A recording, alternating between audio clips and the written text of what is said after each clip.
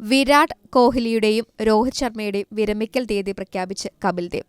Super താരങ്ങളായ രോഹിത് ശർമ്മയെയും വിരാട് കോഹ്ലിയെയും എപ്പോൾ ക്രിക്കറ്റിൽ നിന്ന് വിരമിക്കണമെന്ന് പറഞ്ഞ് ഇന്ത്യൻ ക്രിക്കറ്റ് ഇതിഹാസം കപിൽ ദേവ്.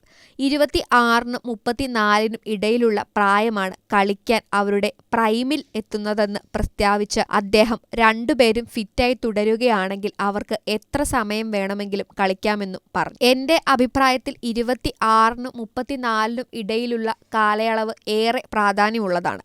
അതിനുശേഷം കളിക്കാരുടെ ഫിറ്റ്നസ് അവരുടെ ദീർഘ ആയുസ് ഉറപ്പിക്കുന്ന ഒന്നാണ്.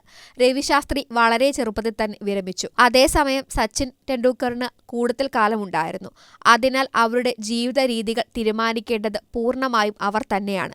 ഫിറ്റായി തുടരുക, നിങ്ങൾ ആസ്വദിക്കുന്നിടത്തോളം കളി തുടരുക, കപിൽ ദേവ് പറഞ്ഞു. രോഹിത് ശർമ്മയും വിരാട് കോഹ്ലിയും നിലവിൽ ബംഗ്ലാദേശിന് എതിരായ ടെസ്റ്റ് പരമ്പരയ്ക്കുള്ള ഇന്ത്യൻ ടീമിന്റെ ഭാഗമാണ്. ഓപ്പണിംഗ് ഗെയിമിൽ മികച്ച പ്രകടനം പുറത്തെടുക്കാൻ ഇവർ പരാജയപ്പെട്ടു.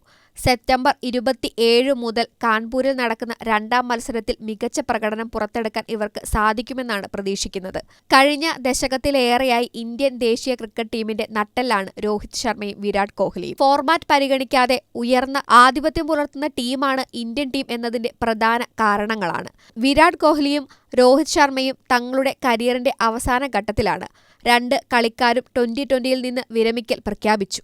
ഇപ്പോൾ ഇന്ത്യൻ ദേശീയ ക്രിക്കറ്റ് ടീമിനായി ഏകദിനത്തിലും ടെസ്റ്റ് ക്രിക്കറ്റിലും മാത്രമാണ് ഇവരുടെ ശ്രദ്ധ.